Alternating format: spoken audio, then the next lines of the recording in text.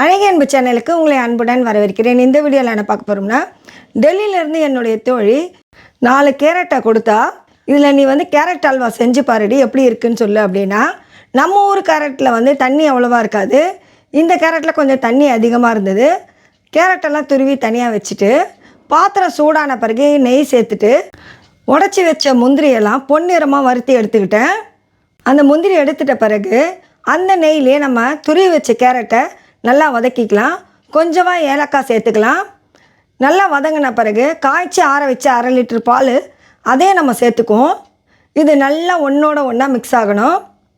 இப்போது 1/2 கப்பு சர்க்கரை சேர்த்துக்கிட்டேன். பால், சர்க்கரை, கேரட்டு எல்லாம் நல்லா வதங்கிட்ட பிறகு வறுத்து எடுத்து வச்ச முந்திரி, பாதாம், பிஸ்தா எல்லாமே சேர்த்து நல்லா கிளறிக்கிட்டேன். கொஞ்சமாக நெய் லாஸ்ட்டாக சேர்த்துக்கிட்டேன். அவ்வளோதான், முடிஞ்சுதுங்க. நீங்களும் ட்ரை பண்ணி பாருங்கள். ரொம்ப சூப்பராக இருந்தது. என்னுடைய சிறு வயது தோழி அரசாங்கத்தில் வேலை செய்கிறாங்க. அவங்க கூட வேலை செய்கிறவங்களாம் என்னுடைய சேனலை சப்ஸ்கிரைப் பண்ணியிருக்காங்க. நான் சமைத்த மரவள்ளி கிழங்கு கேக்க அவங்களும் ட்ரை பண்ணி பார்த்துட்டு ரொம்ப சூப்பராக இருக்குது, உங்கள் ஃப்ரெண்டுக்கிட்ட சொல்லுங்கள் அப்படின்னு சொல்லியிருக்காங்க. அவள் என்கிட்ட சந்தோஷமாக சொன்னால் நல்லா இருக்குன்னு சொன்னாங்க அப்படின்னு. அவங்களுக்கும் இந்த வேலையில் நன்றியை தெரிவிச்சுக்கிறேன். இந்த வீடியோ உங்களுக்கு பிடிச்சிருந்தால் லைக் பண்ணுங்கள், கமெண்ட் பண்ணுங்கள். மறக்காமல் அழகிய அன்பு சேனலை சப்ஸ்கிரைப் பண்ணுங்கள். மீண்டும் சந்திப்போம்.